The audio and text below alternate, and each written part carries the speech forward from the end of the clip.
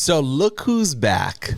Langosta is back behind the pod mic. Yes, sir. Welcome back, man. Well, thank you very much. I've been away on some diligent adventures. Yeah, no in kidding. the outdoors.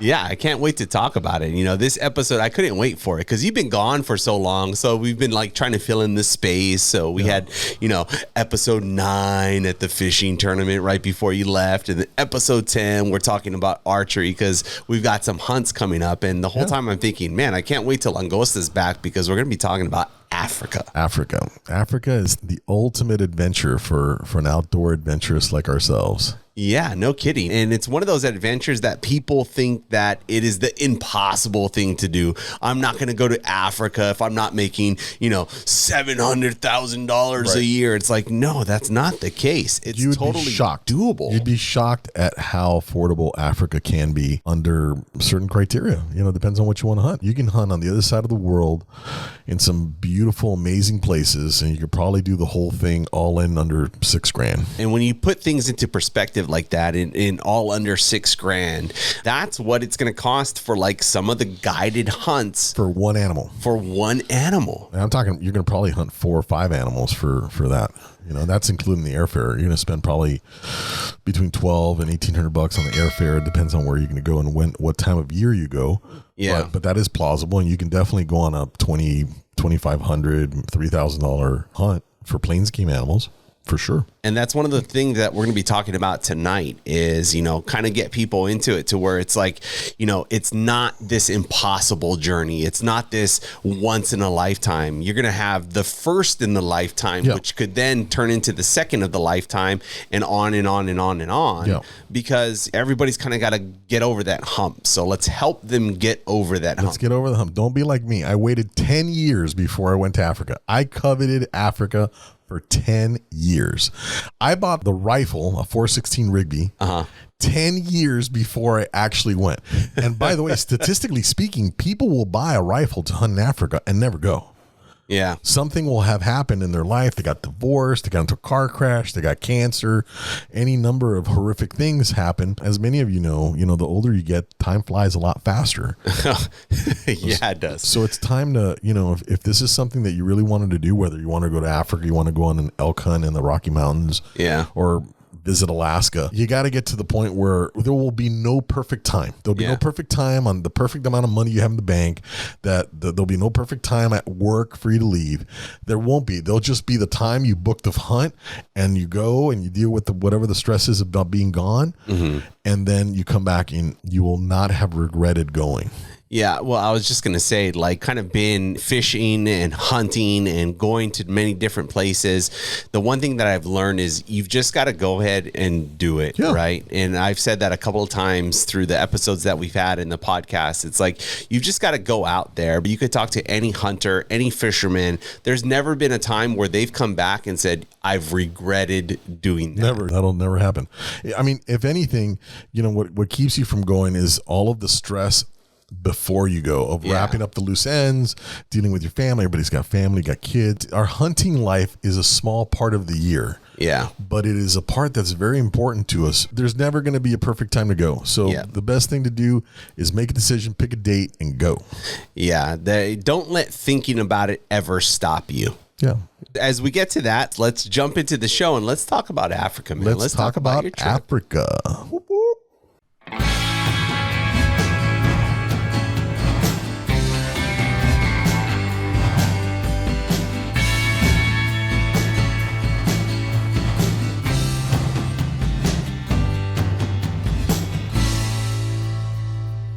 So how many times have you been to Africa now? This is my third trip. So for most people, Africa is kind of like a one-time thing. This kind of being your third trip, you've got some experience, and I want to talk about, and what I'm curious about is, many people think of this as the once in a lifetime opportunity, but I think what you can share with us and what I'm going to be asking about is it's not really a once in a lifetime. If you wanted to do it a couple of times or even 3 times, it's doable. JoJo, before I went my first time, it took me 10 years to actually go. And in my mind, during those 10 years, I contemplated going. I read a bunch of Craig Boddington articles. I've bought a bunch of his books. I actually met him at one of the Safari Club International shows. So fill me in on Craig Boddington. Craig Boddington is probably the most prominent advocate for American hunters going to Africa. I think he is that significant. He's a retired Marine colonel. He's written a bunch of books. So there's a publication that publishes like 3 or 4 different outdoor magazines, Guns and Ammo being one of them. And at one point he lived here in California, in Los Angeles, and he was the editor of Sports Afield. I mean, he's written a bunch of books, the Boddington on buffalo, Boddington on elephant, setting up your safari rifles. The most recent book that I bought from him that he was kind enough to sign for me was a compilation of memoirs of different hunting trips that he's been on, and it turned into like a 17 chapter book or something like that. He is the number one most published American author advocating, whether he is doing it on purpose or not. I think he's really just a fascinated hunter, and he's the real deal. Like, he's a real hunter. Like, he goes out there and he spends months every year in Africa hunting and exploring different parts of Africa and writing about it. So I think like a lot of people that are thinking about Africa may be stuck in that 10-year rut that you mentioned, right? Yeah. So you're thinking about it for 10 years and then you actually went. And since the first time that you went, you've gone multiple times after that. So what kind of like took you out of thinking about it into just actually doing it? That's a great question. And I think that probably is a roadblock for a lot of people. Yeah. So I think many people are weary, scared, maybe even of a travel like that. I mean, it's 24 hours of flight. It's not close. You look at it on a map and it's like far away. And then it's like, once you started planning it out and going over your itinerary, I was like, dang, that's long. It's a long trip. And I think the other thing is that people don't realize how affordable it actually is. Yeah. Most people think of it as like some unobtainable, insane expense. But you can go on a plains game hunt, harvest 4 or 5 animals for $3,000. So was that the tipping point for you where you kind of finally realized like, hey, you know what? This isn't going to be as expensive as I'm thinking for the past 10 years it's going to be. Yeah, for sure. I think that the expense of it was big and was a big concern, right? And also the logistics, like you've never done it before. So I've actually been to a couple of Safari Club International events. I wanted to go to the one in the Dallas Safari Club in Dallas. They have a convention every year also. So those are the shows where you get to meet the outfitters, right? It's a big convention center. There's definitely many, many people representing the different countries of Africa. Once I think I realized that I could actually afford to go, and then I had a really bad car accident probably the year before where I could have been killed, and then COVID hit. It was that combination. I was involved in a bad car accident, and then COVID hit, and then everything collapsed. All the prices for going collapsed. I bought my flight ticket on Delta for $750 round trip. No kidding. To Johannesburg. Yeah. So I looked at that. That ticket's normally between $2,000 and $3,000, depending on when you buy it. So that was cheap. And then Africa had been closed for almost 2 years. COVID was in full swing. And I remember the guys at the gun club like, you crazy? Like the other people that I know, like, are you nuts? I was probably one of them. Yeah. I'm like, yeah, but everything is like affordable now. I went on a package where you basically pay per day, $200 a day. Okay. That was my daily rate. All right. And then you pay a la carte, whatever you shoot. Well, $200 a day is not bad. No, it's not bad. It was a 10-day hunt.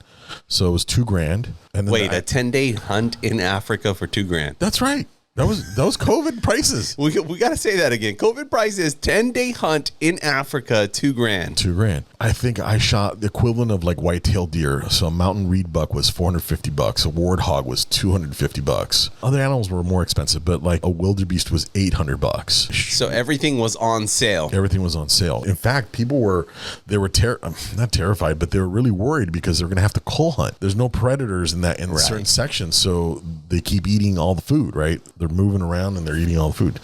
I definitely hunted some pretty cool trophies for cull prices. Like if you think of so there's safaris where you could go on and help with game management and shoot all of the animals that don't have the genetics that they want. Like sometimes they'll break a horn, or they'll have a deformed horn, or they'll be the runt, and you can tell that they're an older animal.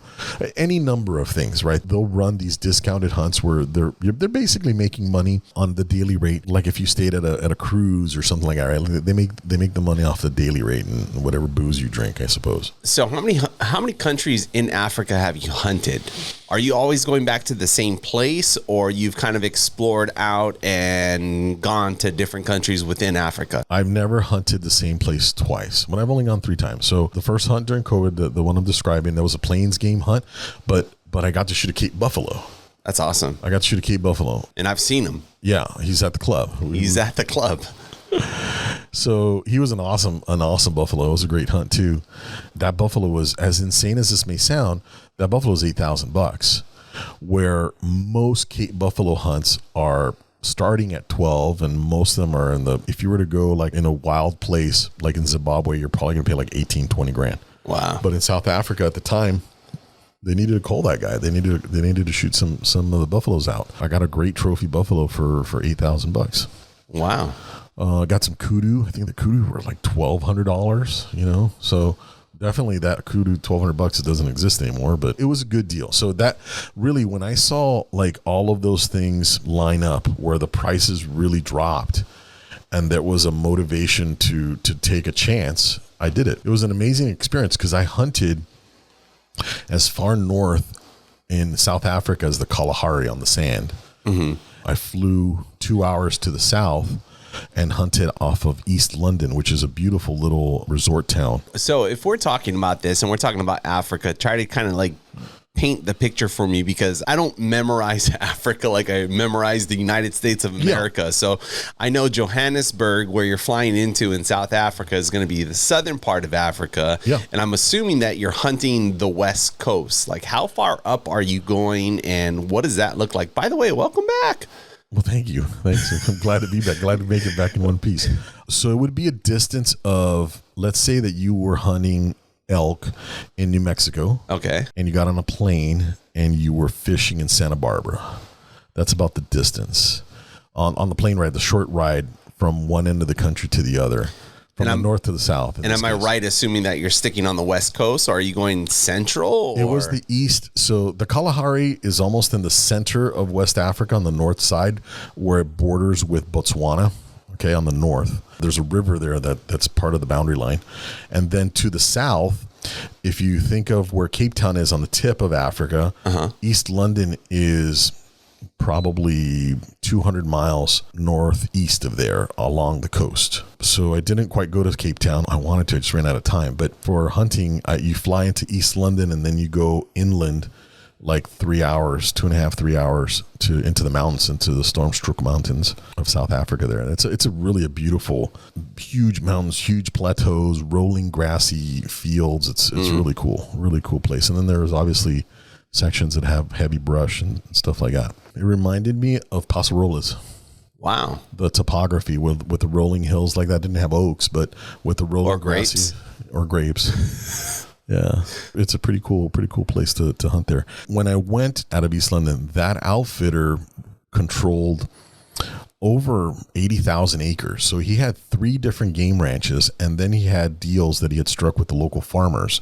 So we could go on to, that was totally free range. That was no high fenced or nothing. So in the farmers areas, they had kudu coming in and out. They had mountain reed buck. They had a bunch of different species of wildebeest that were free roaming. The fact that I was able to hunt at 3 of his 4 properties was pretty cool, because the kudu were very difficult to get. We had to go to a bunch of, I didn't think I shot the kudu until the 7th day. They're the hardest to get. They're pretty smart. They start running and they keep going. Because I covered so much ground on that first safari, it almost felt like it was 3 safaris in one.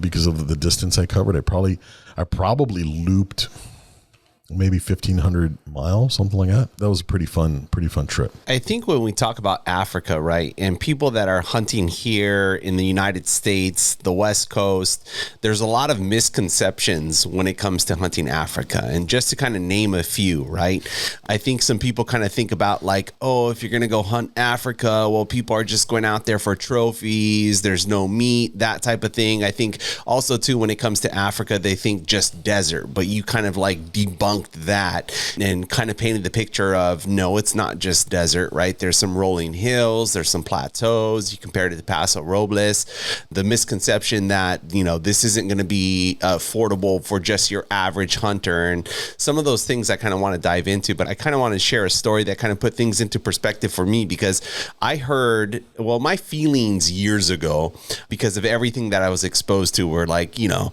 African hunting, trophy hunting, you know, rhinos going out there. And I was driving to Rancho Cucamonga and I was listening to this podcast about hunting. And one of the stories that they were telling was about hunting Africa. And they went to a hunting convention where they were auctioning off a rhino hunt. Sure. And when people say, I remember that. Gosh, a rhino hunt, you know, it's controversial. People have feelings about it. It's like, oh no, don't kill the rhino. And then other guys are like, yeah, kill that rhino. What they really dived into was what that rhino hunt entailed. We all know it's fact, right? Black rhinos, white rhinos, it's not like they're abundant. It's not like you're going out there and it's like there are a pack of baboons of rhinos running around, right? One of the things that they really highlighted was, and it was geared towards the people that were produced thought in regard to these people that were at the convention were bidding on a rhino hunt in Africa. Right. And what they did is that they broke it down. You know, you got your people that are thinking, oh man, these guys are going to kill a rhino. They're going to, you know, move towards extinction, this and that, and that. And then they started bringing up the cost and the reason and kind of providing the why. And what really kind of opened up my mind to it was that, you know, you had hunters that were out there that were bidding on this rhino hunt in Africa. And for them, whether it was once in a lifetime or they've been to Africa before and this is something that they wanted to do, you know, they all had deep pockets because they're bidding on this hunt. And it got up to like something like $65,000. I think it ended up going over 100 grand when it sold. Yeah. Yeah. And it started at 60 something. And what they broke down was, you know, and what made people kind of feel a different way was they were saying, hey, they kind of related it to kind of how our hunting is here in terms of conservation. Like, hey, this rhino hunt that they're putting up for bid, it's really catered to this one rhino. Right. And what people don't realize. It's not a rhino, it's the rhino. It's the rhino, right? And what people don't realize is that this hunt that they're putting up for bid, that people were bidding a ton of money on,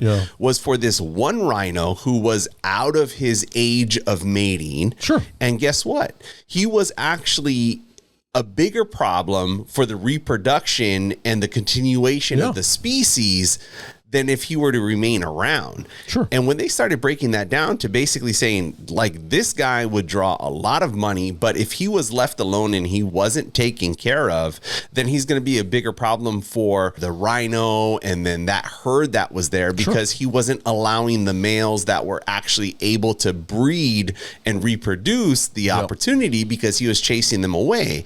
So what they ended up making it into was the fact that, hey, we're getting this money is going exactly to this percentage of the cost is going to go to the village. This percentage of the cost is going to go to the people that are protecting the rhinos from the poachers that are out there actually taking ones out that they shouldn't be taking. And, you know, they went over A, B, C, D, and I was just like, oh, it was never kind of painted in that picture. And I'll be honest with you, I think the podcast that I was listening to was probably some type of anti-hunting podcast that made it sound good on the hunting side, that I was like, wow, are they really talking about it in this light? And when people think about Africa and that misperception of Africa in terms of like people that go there are only going there for trophies. No, that's not the case. Like, people are going there for trophies, but also what people don't realize is also the ancillary benefits that people flying to Africa to hunt provides to Africa itself, yeah, from a community perspective as well as an animal perspective. And it's not going to be the same for every animal, because, you know, I don't want to say that every animal in Africa is endangered. It's not, but it's not just a trophy hunting deal. You hit a lot of landmines.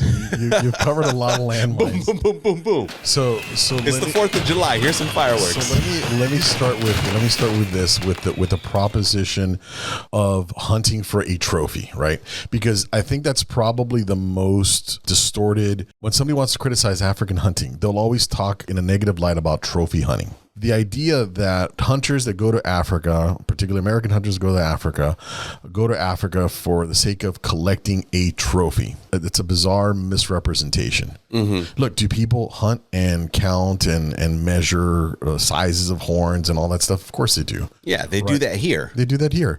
But the real reason that I wanted to go to Africa was I wanted the adventure. I wanted to live the romanticized images that many writers have written about over the ages, right? I wanted to see if that's true. I wanted to go somewhere where it would be exciting and scary and maybe a little bit of danger, right? That's what makes it all worth it. Well, that's the definition of adventure, right? Correct. Wandering into the unknown. Right. I mean, going into Disneyland, into Space Mountain, however fun that may be, is not an adventure, right? It may be fun and thrilling, but it's not an adventure. Let's have that context.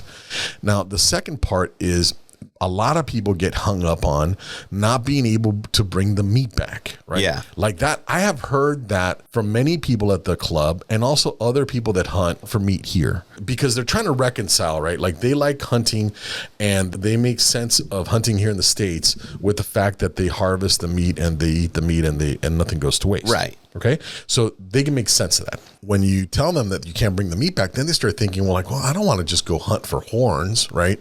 Or skins. I don't want to do that. That's not who I am. I like to eat the protein and enjoy the cycle of life.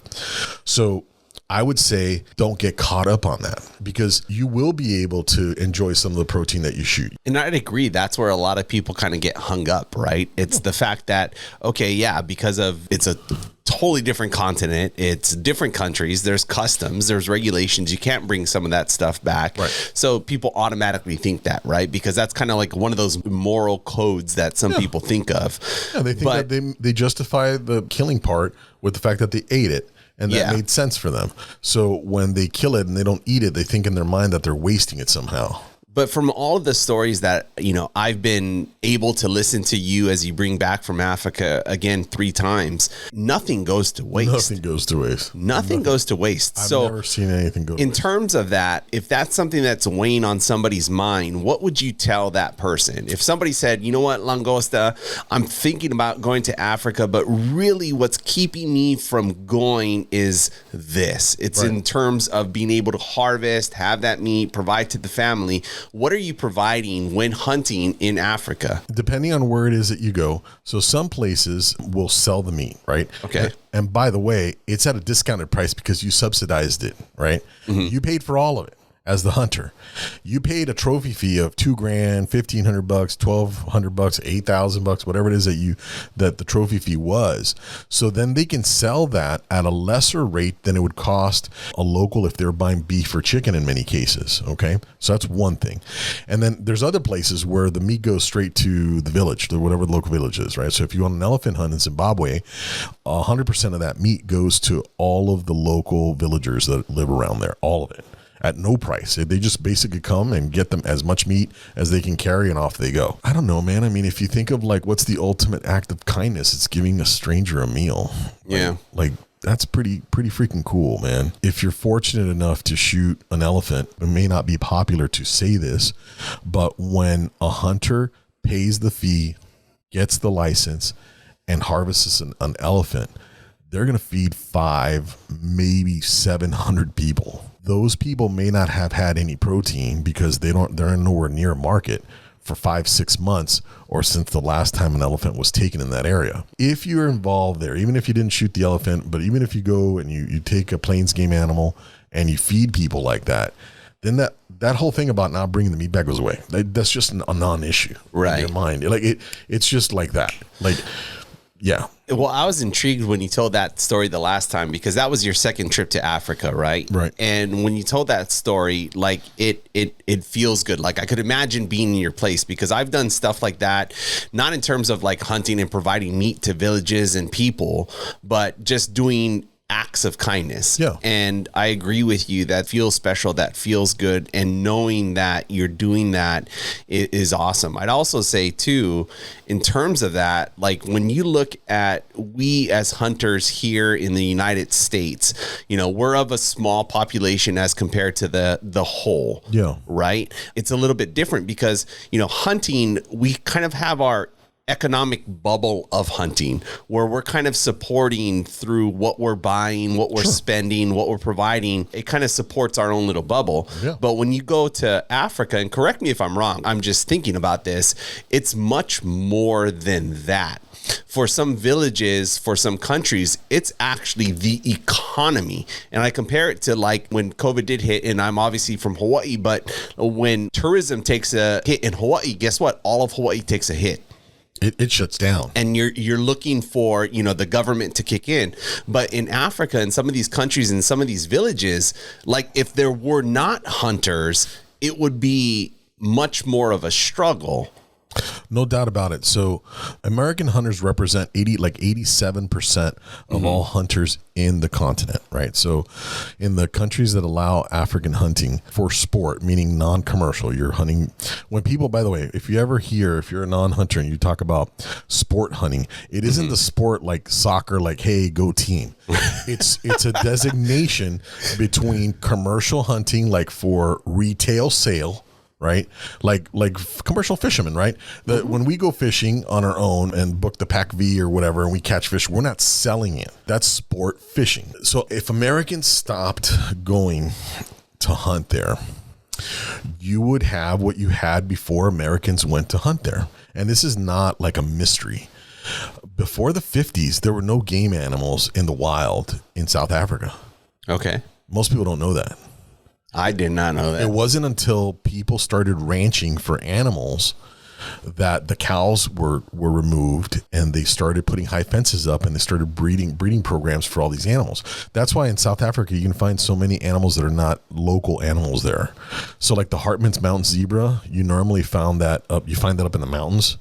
If you didn't have sport hunting, you would have cattle, because the people need to make money off of that land one way or another. Right. And if it's not going to be through sport hunting, if you say, hey, I'm against sport hunting in Africa and we want to shut it down, and Americans can't bring trophies back home, and you can't bring ivory, and you can't bring skins, and you can't do that, and I'm going to save African animals, you'll have the opposite effect for sure, without a doubt. The animals will be slaughtered, sold, and inside of the fences, it'll be cows. And that's what it'll be. It'll probably take 4 or 5 years to get there, but that's where you're going to end up.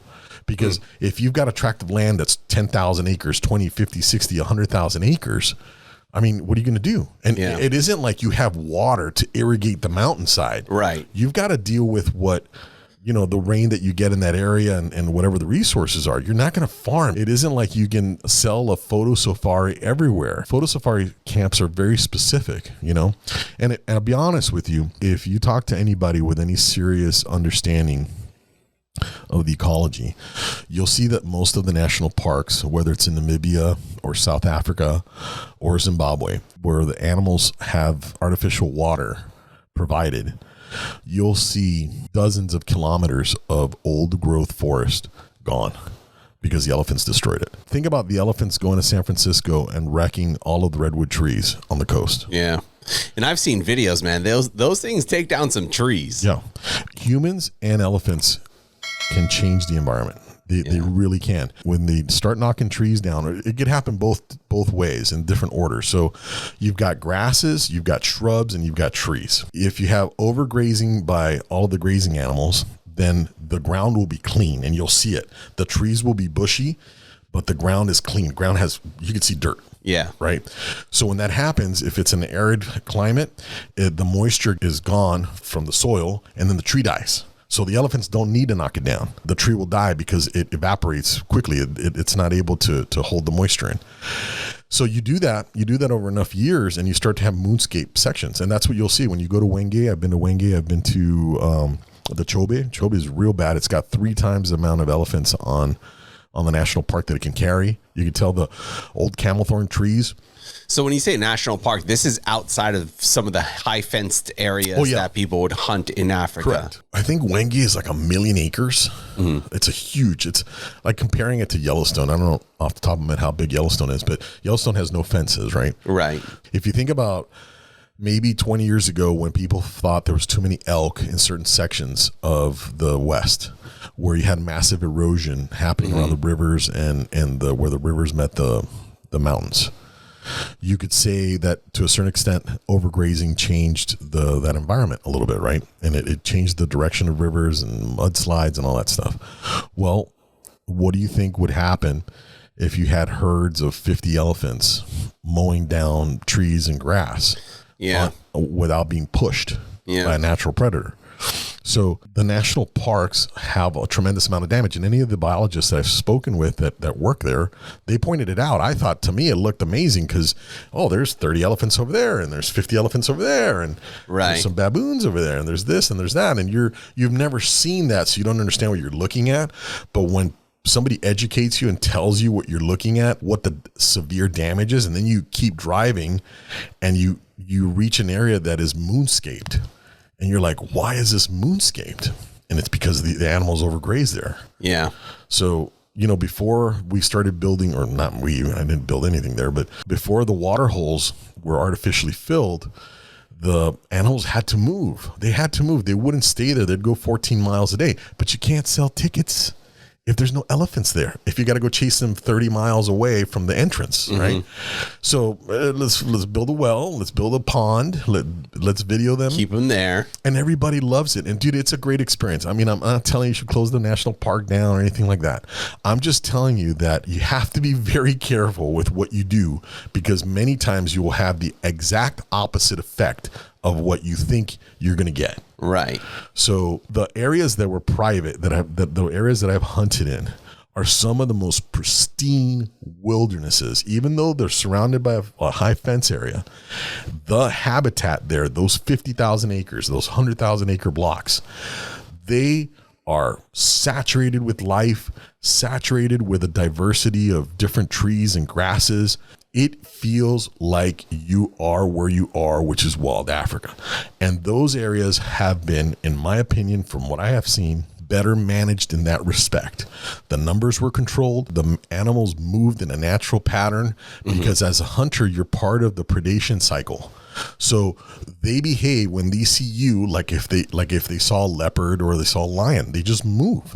Right. So if they feel like there's too much pressure, hunting pressure there, they move to the next canyon, the next mountain.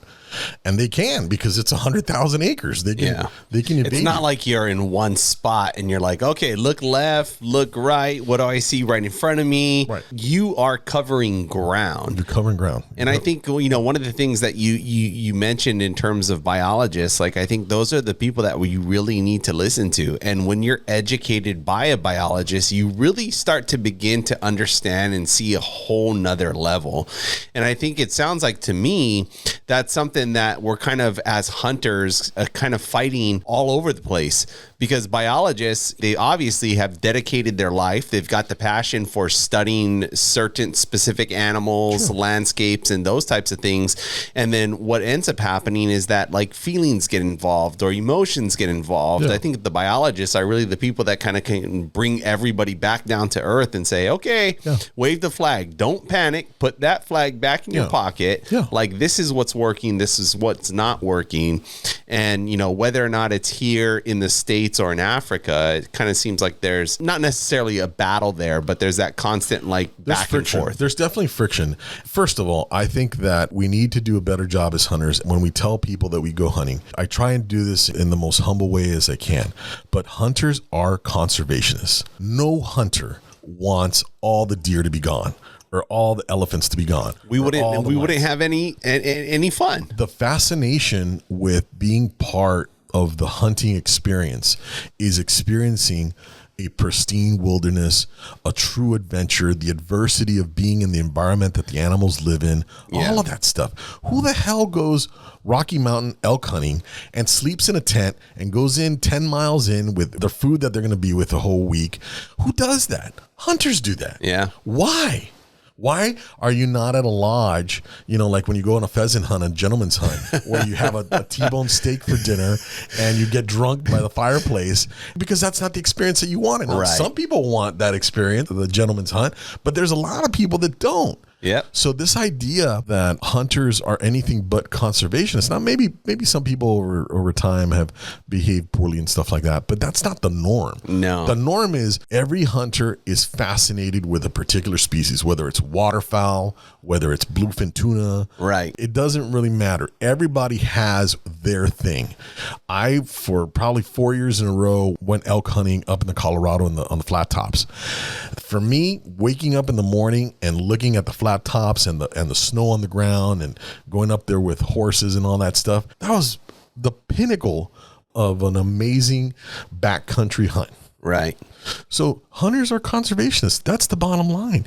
You don't have to be a tree hugger, a lefty greenie. You're living in Santa Monica, wearing your whole outfit from REI to be an environmentalist. I mean, that's the fact. That's how I view it. I think that's what a lot of people don't realize, and it's not until because it's so easy to come across and kind of pinpoint as to how hunting could be bad or viewed as bad. But once you start to kind of dive deep into it, then you kind of start to realize how hunting is conservation. 100%. Because I think a lot of times when people hear hunting is conservation, it's quick to point out how is that possible? And then they kind of shut down. I don't believe that. That doesn't make any sense. But when you start to kind of break it down and you learn more and more about it, hunting is definitely a large part of conservation. And it's been a part of the North American model of hunting, right? Since way back when Teddy Roosevelt and everybody, started looking at hunting differently, it's become such a great model that I think a lot of other countries have kind of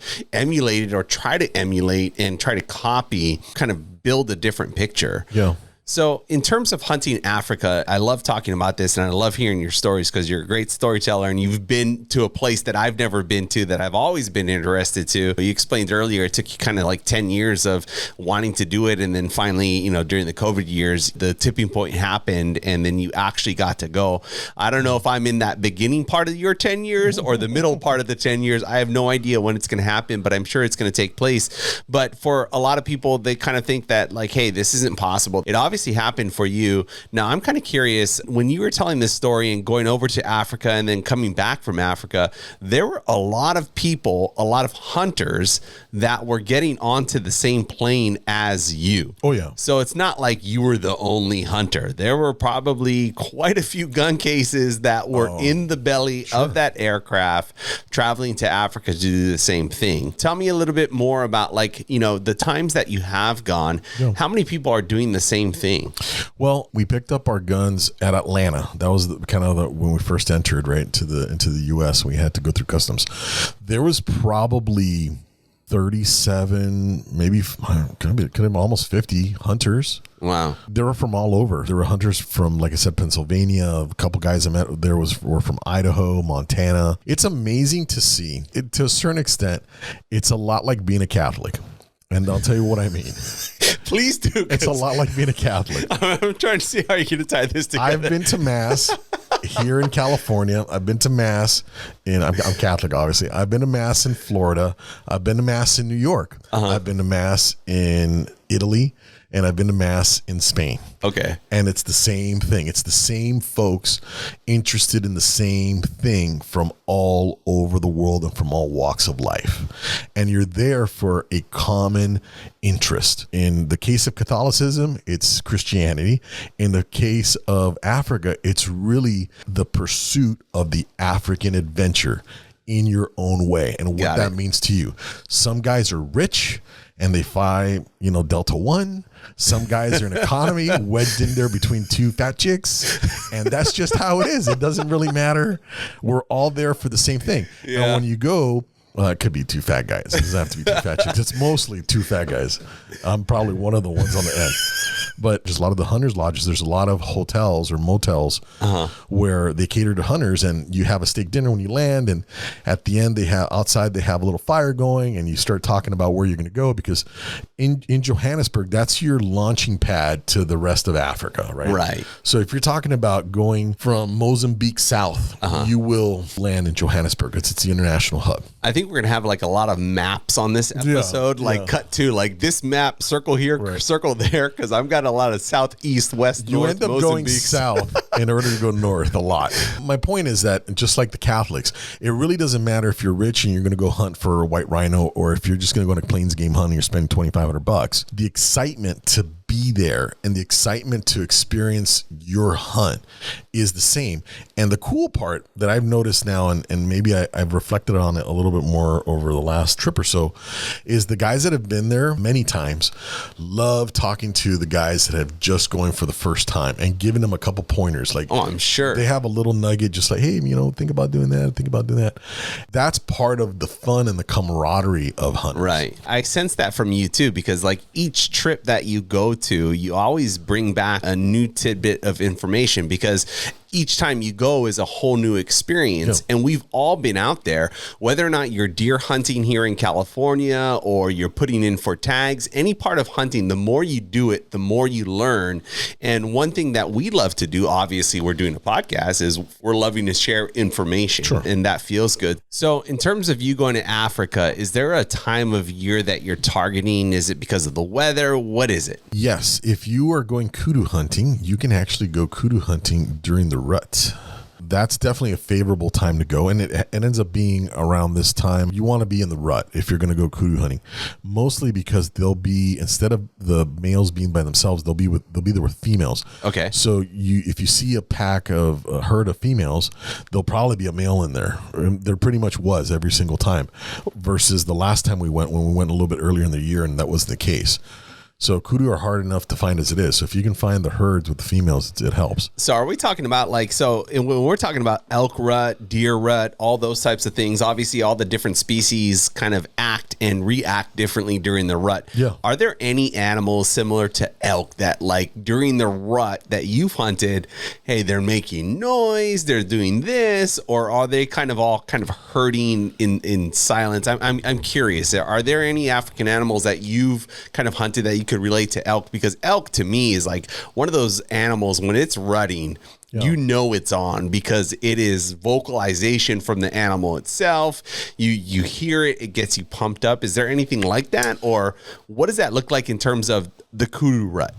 Okay, so the kudu rut, I haven't seen them, they don't bugle, but it's the same in the sense that the mountain is alive. Like during the elk rut, the mountains are alive. They're talking to each other and they're moving. Yeah. So there's big movements. So during an elk rut, if you see cows, if you wait long enough, you will see a bull. Or hear it first, then see it. Yeah. In the sense of the way that the animals are looking for love in all the wrong places on the mountain. Bow chicka wow wow. And many people really view a kudu hunt as an equivalent to an elk hunt because they're so difficult to find and to catch. Freaking beautiful too, man. They're pretty cool. They're pretty cool animals. Jeez. The other aspect is obviously the temperature. You don't want to be in there when it's 115 degrees. Hell no. No, don't want to do that. So, it's the opposite. It's a southern hemisphere, so it'll be the opposite weather, whatever we're having. So it ends up being the middle of summer is the middle of winter there. The further in South Africa that you travel, or closer to Cape Town, the colder it gets.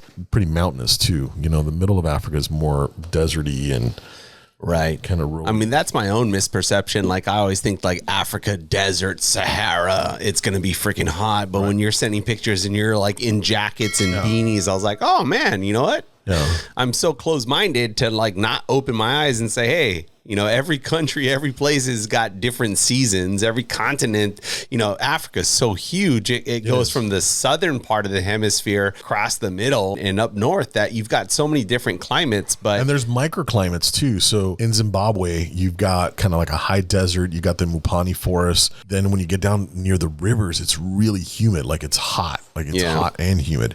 And you're landlocked. You're far from the ocean. So like I would imagine if you were further east near Mozambique, you would have definitely a lot more of that coastal humidity coming in. But I've always tried to go either March. I went March in Zimbabwe, and that was the time that elephants were running there in the season. So I had to go earlier in the year. It was warm. It was not hot. It definitely cooled off in the evening, but during the day it got pretty toasty. It was not that freezing at night. Like we used like a couple blankets and that was it in the tent. South Africa was cold in the mountains for sure. And we were in the middle of winter. So it was, I don't know, it was probably 40s in the morning. And then by 10 o'clock, it got into the 70s, which was very nice. This last trip was very nice too. Namibia was very, very similar in that respect. We went in the perfect time because it was definitely a kudu rut, and we had a couple of kudu on license, so that was the game plan for that. And also like your gear. So what did you take? You're probably going to bring more things than you need. You don't realize that. It sounds like every one of my hunting trips. You just take so much fishing trip, so much crap, and it's like it becomes a burden. So, it becomes more of an expense too, right? Oh, sure. Yeah. You go over luggage and you pay outrageous amount of money. Many people don't realize that they do your laundry every day. Technically speaking, if you only took 3 days worth of clothes, you'd be fine. Wow. Right. So I don't know that I'd take 3 days worth of clothes, but there's definitely some clothes that you could take. So I took 3 hunting jeans. I don't hunt in camo pants. So I took 3 jeans and my third pair I never wore. Okay. So definitely I have long sleeve shirts because I don't like being in the sun and getting, I don't want to get skin cancer. So if you have long sleeves, you don't have to wear that much insecticide and all that stuff. So I took 5 shirts. I probably needed 3. I would probably take 3 long sleeve shirts next time, 4 t-shirts, 5 pairs of underwear, and maybe 4 pairs of socks and 2 pants, and that's it. One of the things that I did this time that I never had before is I brought all of my clothes on my backpack on my carry-on. So I bought a backpack that expands. That was a great idea. I'll tell you why. Last year, or my last trip, last year, my rifles got left in Atlanta because my layover was not long enough. We heard about that. That's right. So I had no clothes, and I mean, I had some clothes, but so that was part of the problem. So the second part is the logistical part, which is a better segue. So your layovers, when you travel with guns, need to be more than 3 hours. Okay. The longer, the better. So that's the only time you will look for long layovers. And basically, you're giving enough time for everybody to move your stuff around. Because the guns, most people don't realize this, but the guns will go into a special storage. And that may be on the opposite side of the airport of where your plane is going, right? So you need to have enough time so that those things get moved around. This time we had 3.5, almost 4 hour layover in Atlanta. That was great. Same thing coming back. No guns were left behind. So that was cool. I packed all of my clothes in my carry-on, and I bought a takedown rifle for this, a 300 Win Mag HS Precision. Beautiful. Very nice rifle. And I bought a small case for it, but I realized that I was underweight. Now you would say, well, that's great. You're underweight. Well, in my mind, I still needed to stick gear in there. So I ended up taking my full size case and never mind what I spent for the small case that I bought for this trip. I didn't use it. I used my old case. Long story short, I was up to my limit, 50 pounds for my rifle case and 50 pounds for my duffel bag.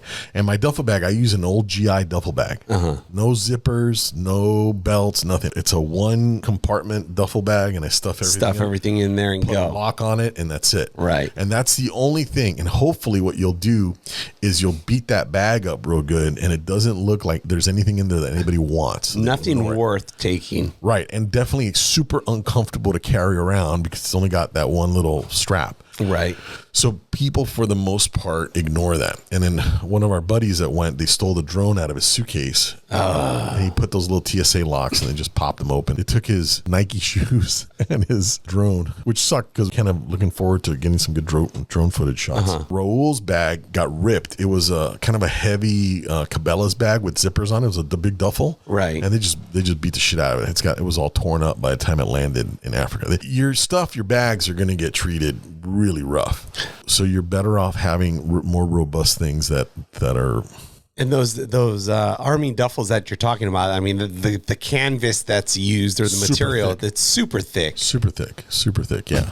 I got it on Amazon for like $20, $25, something like that. So would you say like one of your biggest travel tips then for the 3 times that you've gone to Africa is, because as people are booking trips, like if you're taking just a domestic trip, you're looking at that layover time in terms of like the shorter that I can do it, right, the better it is for me because I can get there faster, right? right? Yes. It's like our instant mind frame or thought process is, how can I get there the quickest? So through your experiences, kind of providing yourself some time in between flights, maybe not so much from a domestic perspective, but once you get into Africa, I'm sure you're having to kind of deal with that as well. So kind of giving yourself the opportunity or the time to ensure that everything goes well is worth it. That's a good tip. Oh, 100%. My packing would be, you got a rifle case. Go with as small as you can carry. Obviously like a Pelican equivalent. You make sure you're way under the 50 pounds. You want to be at 48, 47 at the most. But if you get a smaller case, you'll definitely be there. One tip for carrying your rifle that I found to be, that I hadn't done before that I did this time, is I took all of the foam out of the Pelican. Okay. And I slipped my rifle into a normal bag, into a rifle slip, into a nylon and then allowed everything around it to kind of provide that padding. Yeah, and then it provides the padding, and you put on there your knife and whatever other stuff you can't have in your carry-on, and you're good to go. So I always have a large knife that I take, at least one, and a couple skinners. Kind of a cool tip is if you want to give some gifts to your skinner, your tracker, bring stuff to sharpen knives. They always are super happy to get that. I had some cold steel sharpening little gadgets I gave away, and everybody's always stoked to if you show them how to use it, they'll be pretty appreciative that they have it. You're super passionate about your firearms, and you've been talking about this takedown rifle with the the HS precision rifle. Yep. And you spent a ton of time really sighting it in, right? So if somebody didn't want or didn't have the means to take their own rifle, there are, similar to like other outfitters here, you can rent a rifle or they'll provide it to you 100% with a suppressor and everything. Yeah, they'll definitely. And what's the quality of that? Some go from really nice, really cool setup to it just got the job done. Mm-hmm. So I would always try and advocate people to take their own rifle. Okay. Right? I would say it's really important for you to practice with your gun so you feel confident. If you go to Namibia, you will take a 350 to 500 yard shot. That's what it is. Okay. I didn't really understand that reality. We were all prepared to take those shots, but that's really real there. That they don't view that as an unethical dilemma. So prepare for it. Prepare for it. 100%. Yeah. If you've got the gear, if you've practiced with it, if you understand the dope on your rifle, be ready to perform. That's awesome. Your rifle, Raul brought his rifle, and Aaron brought his too. And Aaron brought his as well. And you guys spend a lot of time with it. And if you are going to be taking those shots, you do want to be comfortable. Sure. But say if you didn't bring it, they do have that availability there in Africa. They do. They'll definitely lend you one. You just pay for the ammo. And the truth is, if you don't feel comfortable shooting at that distance, they'll get you in at 100 yards. Yeah. Aaron, I think, shot Kudu at 200, just under 200. It's just going to take longer, and it's going to be really frustrating because they keep bumping him. And in Namibia in particular, there's not that much cover in certain sections. So, I mean, they'll see you coming like 3 miles away. Yeah. It's not like you can belly crawl under a rock or something. There's no cover. Yeah. So you got it. It's a lot like shooting pronghorn antelope in Wyoming in the open. Like you have to hit them at 350 or 400 yards. Mm-hmm. And whatever those animals feel is a safe distance, they'll always keep from you. So you got to be able to hit at that distance. Otherwise you're not going to get any pronghorn. Yeah. So it's very similar in that respect. Yeah. I tell you what, man, it's crazy. You guys were gone for like 2.5 weeks, and going on that trip and taking advantage of it, I think it's really awesome because you took 3 guys with you that had never been to Africa, and to kind of provide them that opportunity and not to just go there as rookies. They kind of had, they had you with them, so you were able to share experiences that they didn't have to go through themselves in trip 1 and trip 2. But that 2.5, 3 weeks that you guys were there wasn't all spent on hunting. The videos that we got back, even the post that we shared, you guys went through like safaris, you guys went fishing. So tell us a little bit about kind of some of those other things that you're doing or are able to do or need to take advantage of when you are in Africa. The biggest kind of no-brainer is to go on a photo safari after or before you actually do your hunt. Right. You're going to see a lot of different animals, a lot of different topography. On this trip, you know, it was kind of a long shot for us. In the back of my mind, I always figured, hey, somehow we're going to make it to the coast and maybe we'll do a little bit of shore fishing. Yeah. And if we did you were talking a lot about that. If we did that, dude, that'd be great. Like jackpot. Well, we ended up doing better than that. Once we finalized it, and I didn't finalize it until I was there, and I know some of the guys were like nervous, like, oh, what are we gonna like, dude, you have to relax. You cannot, this is Africa. This is not a day in Disneyland where you do this at 9 o'clock, you do this at 11 o'clock. Like, we have a general idea of what we're doing these days. We know we're hunting these 7 days. Then we've got 5-6 days for sightseeing, and then we've got X number of days to travel back home. While we were there, we came up with the game plan really over the fire. We're like, okay, so after we're done hunting, in my mind, I was thinking, hey, maybe we'll be done hunting a little early, and then we'll go to the coast and we'll do, you know, XYZ. But that didn't turn out that way. Actually, we stayed an extra day hunting, and then we went to the coast, and then we stayed 2 days in the coast, 1 day less inland, which worked out perfect. And in fact, if we would have stayed another day at the coast, that probably would have been good too. We ended up, as part of our stay at the coastal town there, they booked us on a private charter, a local charter, to go fishing offshore, you know, with a boat.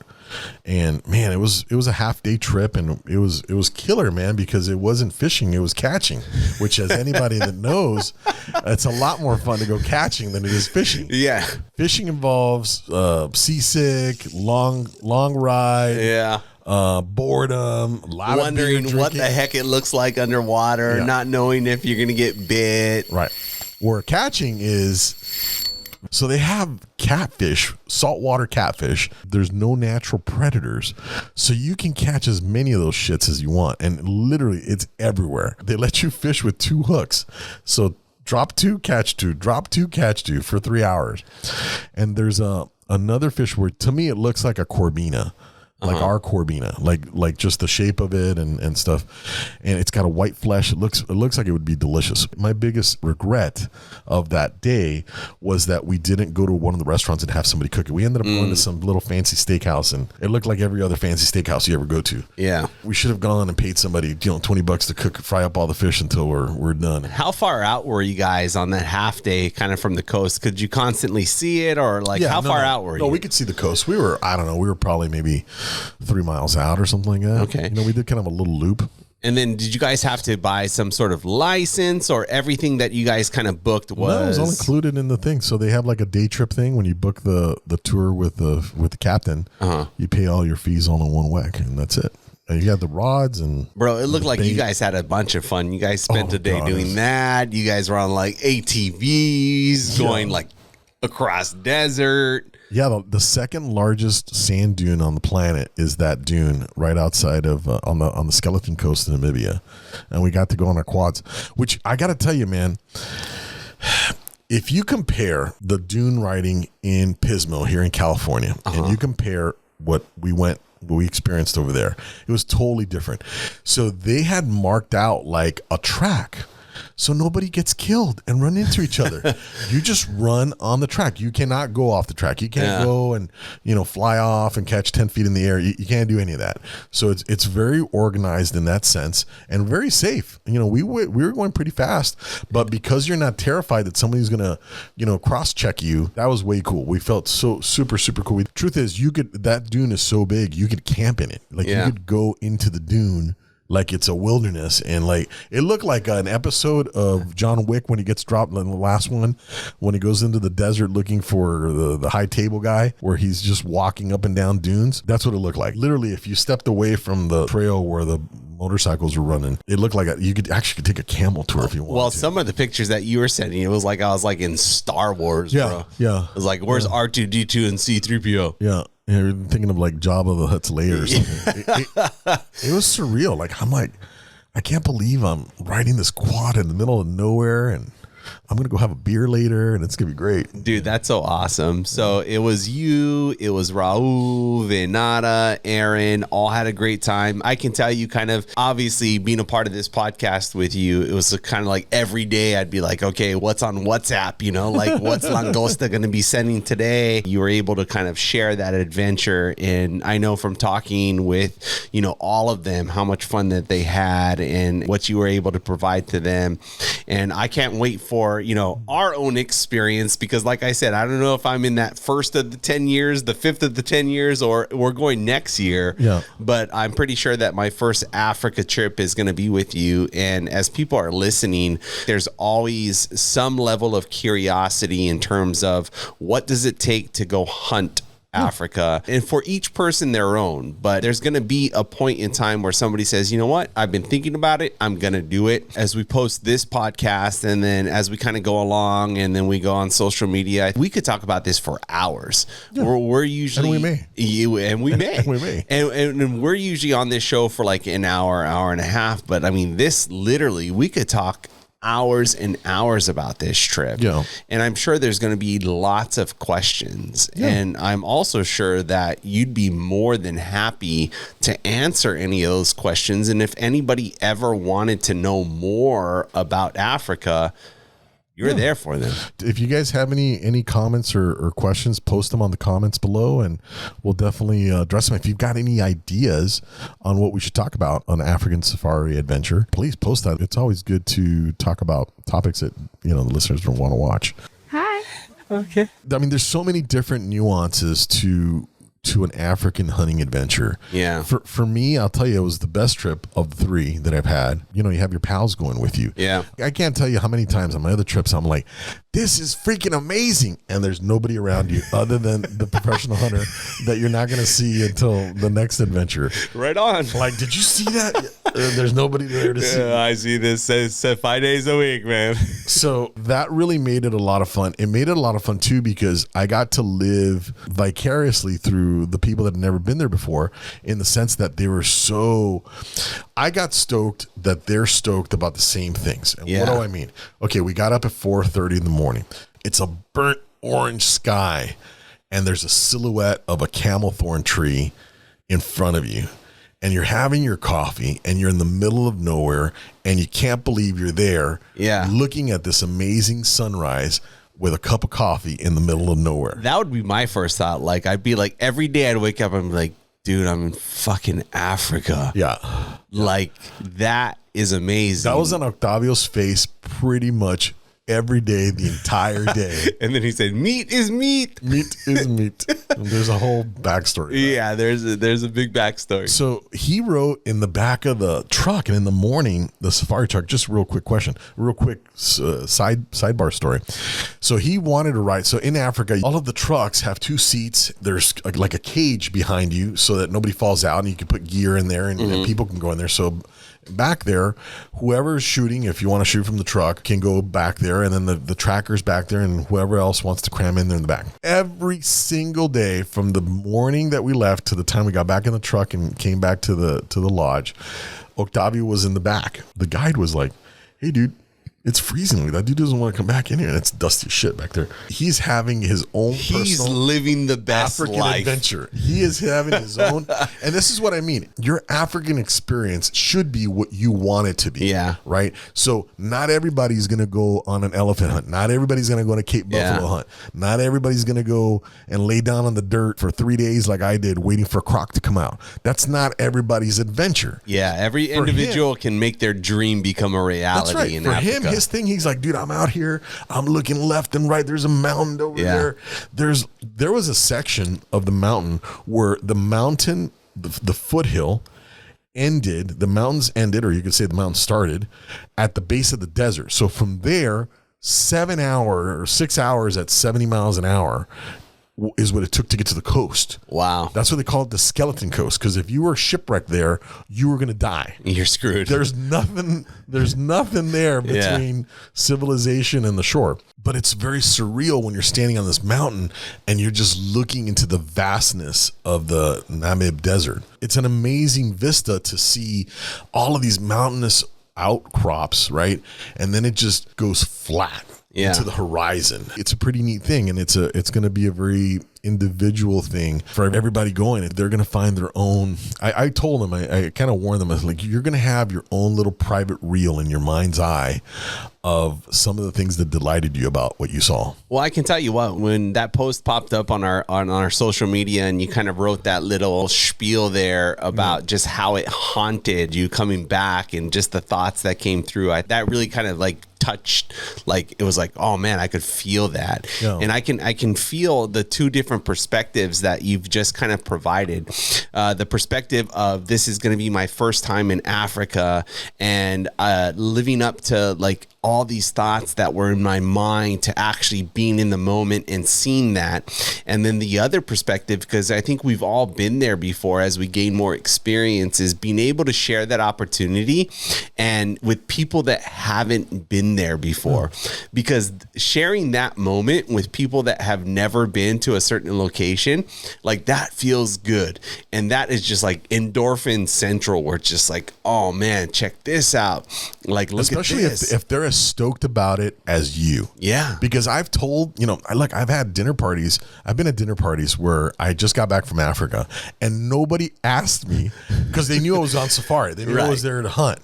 So they didn't want to know. They thought that all of my stories were going to, guts and blood. They weren't on your level. No, well, I don't know about my level, but I thought at first I was kind of like a little bit irritated by it that nobody asked me because I wanted to talk about it, but I don't want to be like an imposing, like, oh, hey, let me tell you about, I know you don't hunt. Let me tell you all about how I shot this and I shot that.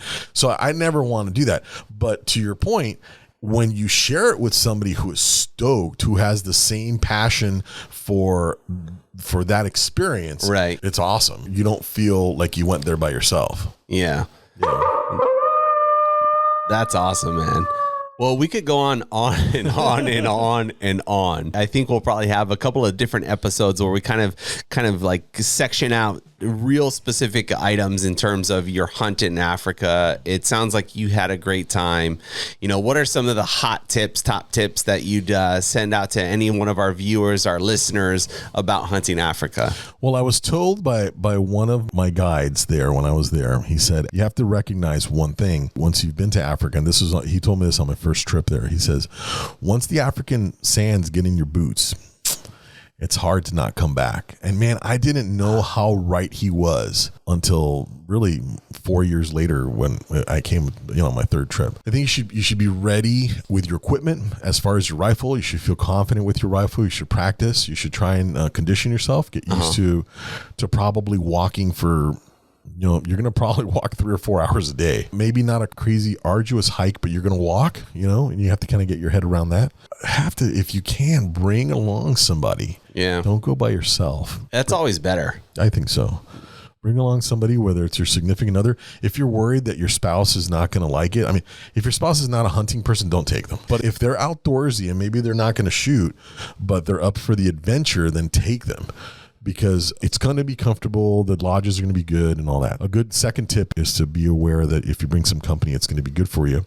Prepare with your rifle and your gear. Understand that even though today you think that this is going to be a once-in-a-lifetime trip, meaning you're only going to go once, you're probably not. Mm-hmm. In fact, every time I've gone and I talk to people over the campfire, there'll be people there's definitely going to be newbies, but there's way more return hunters than newbies. Yeah. I can imagine those stories. Oh, this is my 5th time back at this place in Africa, or I've been here, I've been there. And Eric was really surprised. Like, dude, this guy's been here like 5 times. That guy's been here 8 times. That guy, he said more than 10 times. Yeah. And I'm like, dude, we're just discovering this. This is our first trip. Like, we're just trying to figure it out. And then the last thing is, please, please, please, please do not make a hard schedule for yourself. You have to be pliable. There's going to be changes. There's going to be flat tires. People are going to lose stuff. If you want to have a good time, don't think that you're on some military schedule. Don't do that. I think that's great advice, because I've been on so many vacations where it's like, the plan is outlined from, I'm going to wake up at this time. I'm going to do this at this time. I have to be back by that time in order to do this. And sometimes that just stresses things out. And if you're going to invest the time in travel, you're going to invest the money to go to Africa, you're going to invest the time in hunting. Yep. That's probably one of those things. I think that's a great tip that you absolutely do not want to do. You want to make sure that you're flexible, keep an open mind, and tell the people back home you're going to check in with them, but don't be promising your boss you're going to fill out emails and any of that shit, right? Because you're probably not going to have internet connection. And the truth is, it's going to take you a couple days to get into the rhythm of things. But man, once you do, you're going to get up early. You're going to go and do some exercise. You're going to be exhausted. You're going to be hungry. You're going to be the hungriest you've ever been, the most tired you've ever been, and you're going to sleep the deepest that you'll ever sleep. And that is part of the fun, in my opinion. Awesome, man.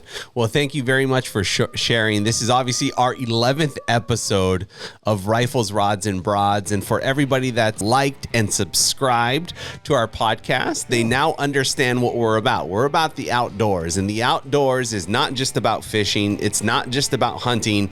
It's about everything and how we enjoy it, and bringing this story of your trip to Africa with Aaron, Raul, Venata. I mean, it's just fantastic. I know there's so much more to talk about, and we will. Yeah. We can get a lot more into the specifics, but episode 11, Langosta, welcome back, man. Thanks, man. I missed you, buddy. All right, me too. Hey, guys. If you haven't done so already, please make sure you like and subscribe. We need to get more followers. We'd love your help. Get us over 200. If you haven't done so already, we're almost there. Write your comments. We're almost there. And I want to really thank you guys for helping us build this channel. We started from nothing, and we almost got a couple hundred subscribers. So thanks a lot for that. And we'll see you on the next one. We're definitely going to be talking more about Africa. We're going to go take the guns to the range and go shoot a little bit and talk about some rifles, rods, and broads. There we go. Aloha, everybody.